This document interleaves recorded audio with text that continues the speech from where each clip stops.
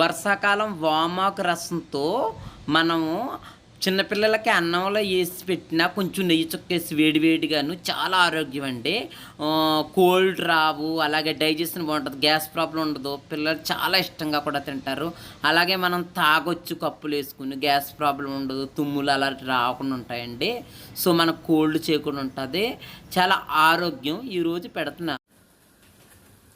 Hi friends, నేను ఇక్కడ litre వాటర్కి నేను వాము రసం పెడుతున్నాను అనమాట. వామాకు రసం 3 పచ్చిమిరపకాయలు వేయండి. ఇలాగా 3 పచ్చిమిరపకాయలు అండ్ ఒక ఉల్లిపాయ ఇలా పొడుగ్గా కోసి ఇలాగ వేయండి. అండ్ సాల్ట్ తగినంత. ఎప్పుడు దానికి రసానికి ఎప్పుడు రాక్ సాల్ట్ గుప్పుడు వేసుకుంటే కరెక్ట్గా ఉప్పు సరిపోతుంది లీటర్ వాటర్కి. అండ్ ఆ తర్వాత మనం చింతపండు చూసారా, చింతపండు ఎప్పుడైనా సరే గుప్పుడు ఉండాలి, ఇలాగా ఈ మాత్రం పులుపు ఉండాలి, వామాకు కదా.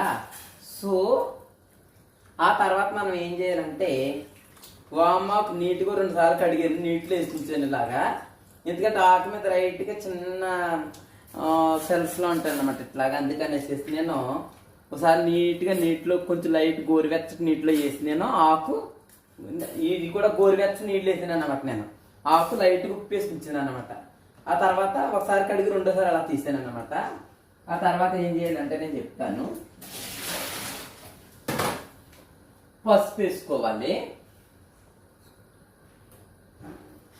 బాగా మరగనివ్వండి. ఆ తర్వాత ఇక్కడ నేను ఇలా పెట్టాను చూసారా, ఇవి ఏం లైట్గా పొయ్యి మీద చిన్న మంట మీద పెట్టి వేపాలన్నమాట ఇవి. ఓకేనా? మళ్ళీ నేను పొయ్యి మీద చిన్న మంట మీద వేపాలి, మంచి కమ్మట వాసన వస్తుంది. అది ఇంకేమి లేదు, లాస్ట్ పొడిని చేయాలన్నమాట. అది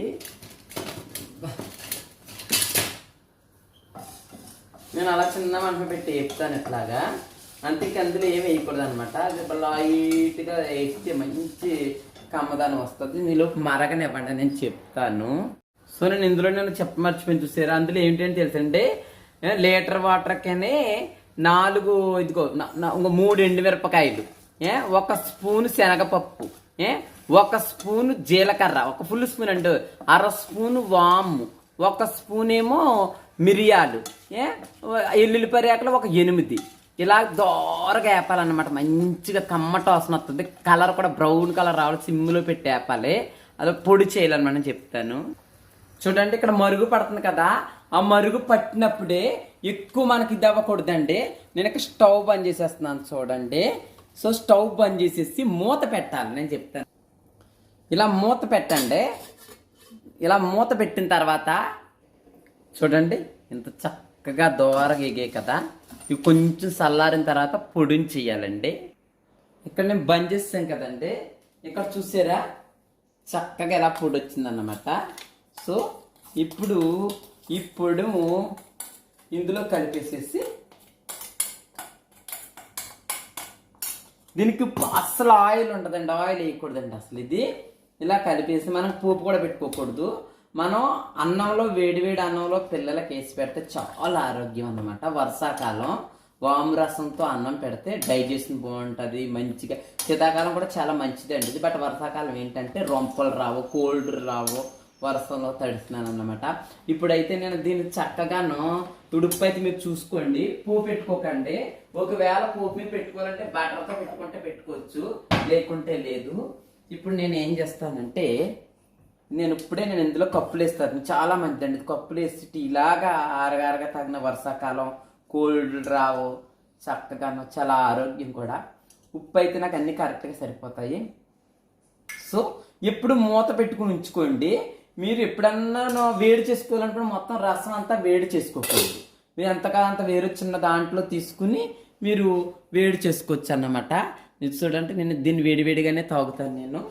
ఓకే చూడండి, నేనైతే కప్పు నిండా వేసుకుంటున్నాను. ఓకేనా? ఓకే చూడండి చక్కగా ఉన్నది, ఎంత చక్కగానో. ఇప్పుడు నేను టేస్ట్ చూస్తాను. వేసుకుని మనం వేడివేడిగా తాగితే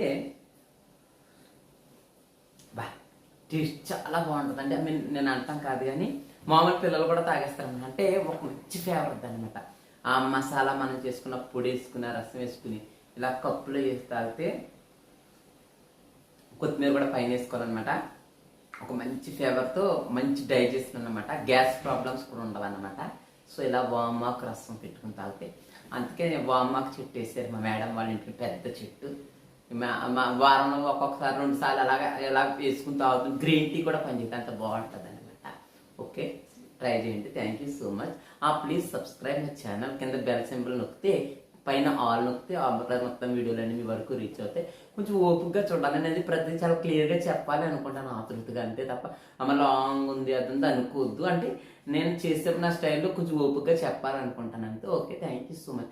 ఈ మాట నేను ఎందుకు చెబుతున్నానంటే, సునీత మేడం గారు అంటారు, వెంకటేష్ వీడియోలు బాగానే ఉంటాయి కానీ ఎంత పొడుగు ఉంటాయి వెంకటేష్, చూసి ఓపిక ఉండట్లేదు అంటున్నారు. సో చేసేటప్పుడు మరి కొంచెం క్లియర్గా చెప్పాలని నేను అనుకుంటున్నాను. Thank you so much. Bye bye.